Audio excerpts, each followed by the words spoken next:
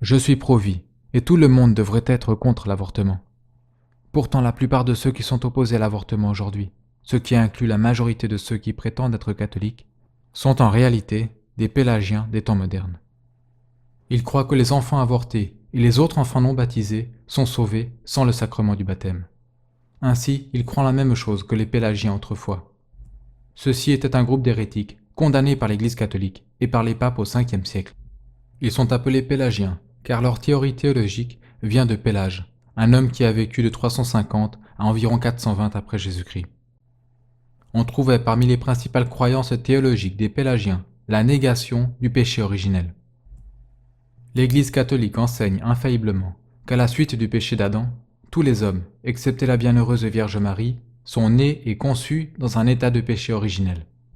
Ce péché originel maintient l'homme dans un état de séparation de Dieu et sous la domination du diable, jusqu'à ce que cette personne soit retirée de cet état par la grâce du Christ qui est conférée dans le sacrement du baptême. En conséquent, ceux qui demeurent dans le péché originel ne peuvent pas être sauvés.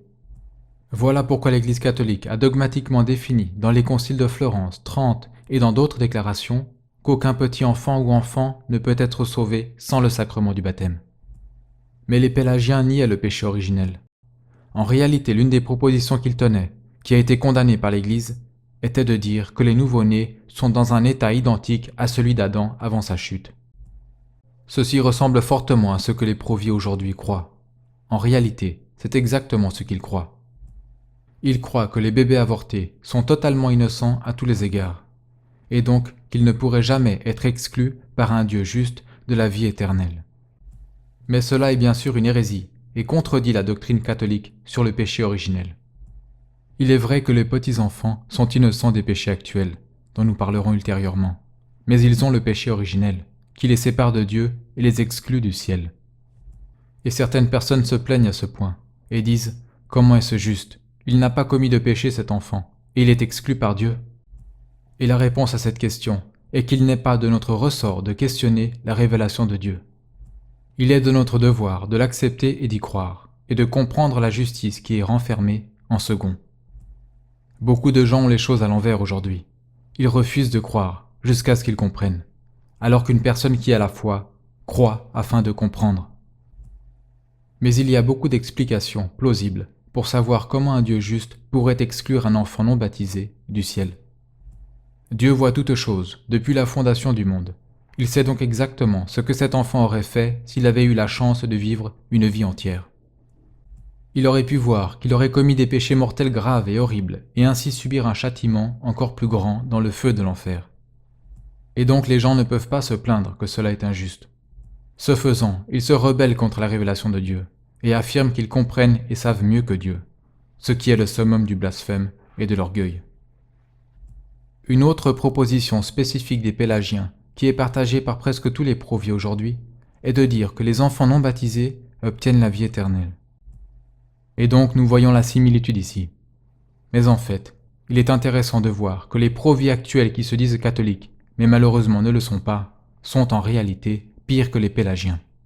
Car les pélagiens croient que les enfants non baptisés entrent dans la vie éternelle, mais qu'ils ont besoin de recevoir le sacrement du baptême pour entrer dans le royaume de Dieu, comme Tixéron le souligne dans son livre Histoire des dogmes, citation.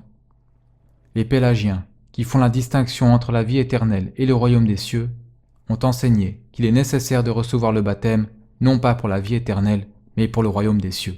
Fin de citation. De cela, nous voyons réellement à quel point les pro-vie actuels sont pires que les hérétiques pélagiens. Parce que les pro-vie actuels vous diraient que les enfants non baptisés vont au royaume de Dieu et à la vie éternelle. Ils ne distinguent pas entre les deux. Ils ne tiennent donc pas que le manque de baptême puisse exclure l'enfant de quoi que ce soit. Et le fait est qu'il n'y a pas de distinction entre la vie éternelle et le royaume des cieux.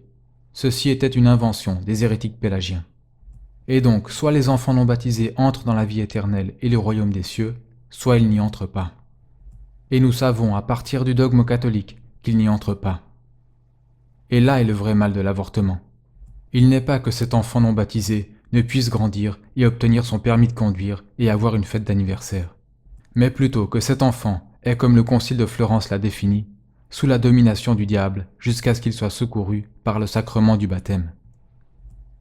Voilà le vrai mal de l'avortement. Il enlève cette vie-ci, alors qu'elle est dans un état de péché originel. Et c'est bien évidemment aussi un crime. Mais le vrai mal est la perte de la vie surnaturelle. Et donc cette hérésie de Pélage a été condamnée par les papes. Elle a été condamnée par le pape Saint Innocent Ier et le pape Saint Zosime. Et en condamnant les pélagiens, ce qui impliquerait aussi les pro-vie actuels, Innocent Ier dit ceci, citation. La prêche des pélagiens, que les petits-enfants peuvent, même sans la grâce du baptême, jouir des récompenses de la vie éternelle, cela est stupide au plus haut point. Fin de citation. Saint Augustin, qui lutta également contre les hérétiques pélagiens, écrivit en l'an 415 au sujet du baptême, citation. Toute personne qui dirait que les enfants qui quittent cette vie sans participation dans le sacrement sont rendus vivants dans le Christ va vraiment à l'encontre de la prédication des apôtres et condamne toute l'Église. Fin de citation. Au Concile de Trente, dans son décret sur le péché originel, session 5, il est défini infailliblement que si quelqu'un nie que les enfants non baptisés aient besoin d'être aussi baptisés, ou soutient pourtant qu'ils ne tirent rien du péché originel d'Adam, qui a besoin d'être expié par l'eau de la régénération pour obtenir la vie éternelle, qu'il soit anathème. Et le Concile de Florence, dans la bulle Cantate Domino, définit infailliblement qu'il n'y a pas d'autre remède pour les petits-enfants que d'être secourus du péché originel par le sacrement du baptême d'eau. Et le Concile de Carthage, qui a été confirmé par le pape Saint Zosime en l'an 418, condamne également spécifiquement l'hérésie de Pélage, qui affirme que les enfants peuvent être sauvés sans baptême. Citation. Quiconque dit que le Seigneur a dit « Dans la maison de mon Père il y a plusieurs demeures », pour qu'on comprenne qu'il y a dans le royaume des cieux un certain lieu se trouvant au milieu ou ailleurs, où vivent bienheureux les petits-enfants qui ont quitté cette vie sans le baptême, sans lequel ils ne peuvent entrer dans le royaume des cieux, qui est la vie éternelle, qu'ils soient anathèmes. Fin de citation. Et il poursuit en citant les paroles de Jean 3,5. Donc cela veut-il dire que les enfants non baptisés souffrent le feu de l'enfer? Non.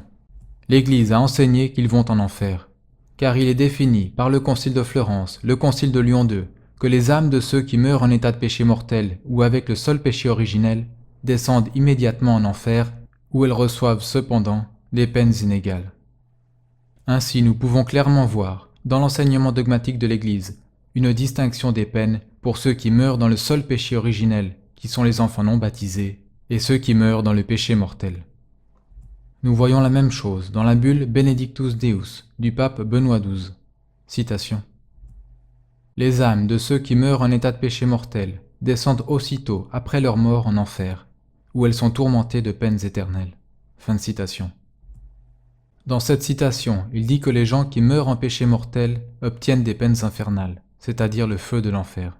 Mais il ne mentionne pas le péché originel dans ce contexte, car ceux qui meurent dans le péché originel sont séparés de Dieu et sont dans une partie de l'enfer où il n'y a pas de feu.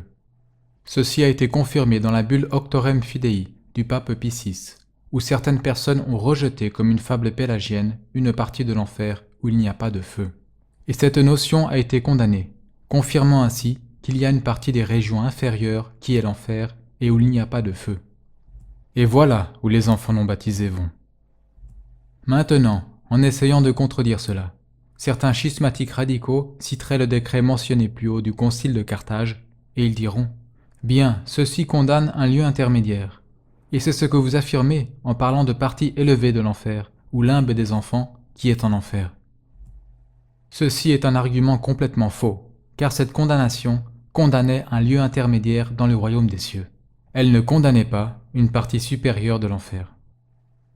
Ceci est confirmé davantage par le pape Pie XI dans son encyclique Mitbrennender Sorge, où il dit que le péché originel est la perte de la grâce et par conséquent de la vie éternelle avec une propension au mal. Il ne dit pas que le péché originel mérite le feu de l'enfer. Il exclut quelqu'un du ciel, mais il ne mérite pas le feu de l'enfer, à moins qu'un péché mortel actuel soit ajouté à cela. Donc malheureusement, la plupart des gens qui se disent catholiques et pro-vie aujourd'hui rejettent en réalité la vérité de Dieu. Ils embrassent l'hérésie pélagienne. Ils ne peuvent pas être bénis de Dieu, car ils ne sont pas opposés à ce mal en conformité avec sa vérité.